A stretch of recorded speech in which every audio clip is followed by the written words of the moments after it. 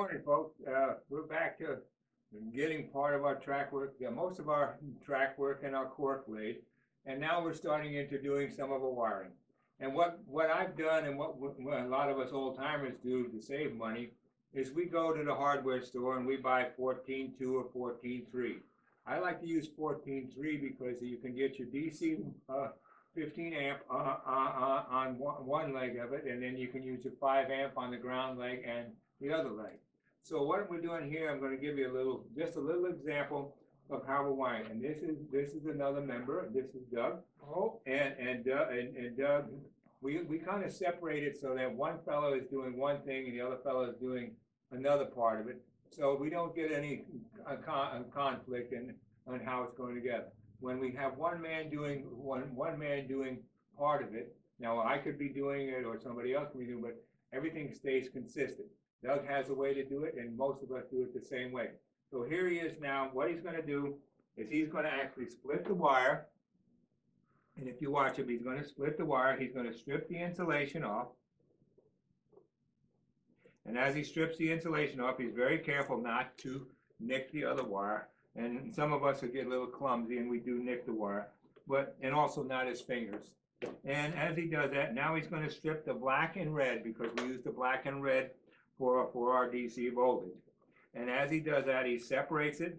We have plenty of room. We have slack in there. He'll separate it and strip it.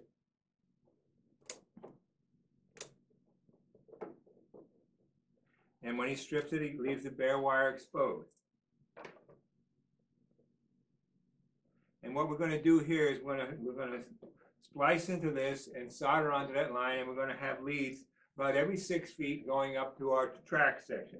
And as you come over here this way, and we kind of at every joint, every 6 feet, we bring that wire from our power source up to our joint, and we drill an 1/8-inch hole on both sides of the connector, and then we stick our wire up, and usually it's about 2 inches on top, so that the next person coming behind us doing the soldering to the track, he'll have enough to work with, and then we pull the slack back down below the track.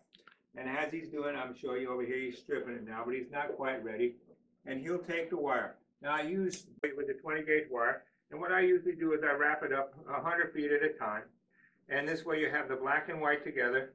So when you unroll it, you have both your black and white wired together, so you can actually take it and put it out the length you need, and you just kind of straighten it out.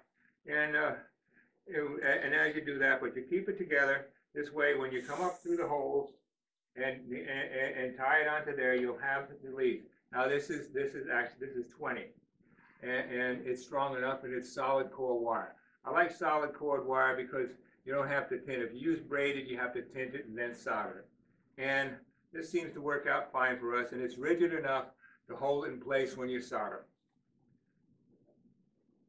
Now he is stripping the wire to put on it.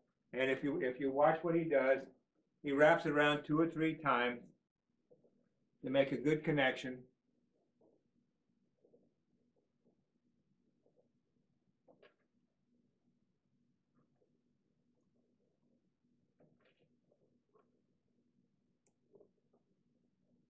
And once he makes that good connection, he'll use, now we use rosin core solder, a lightweight solder, and we solder that, and when that is done, he'll tape it over, and that'll be our connection to our power source.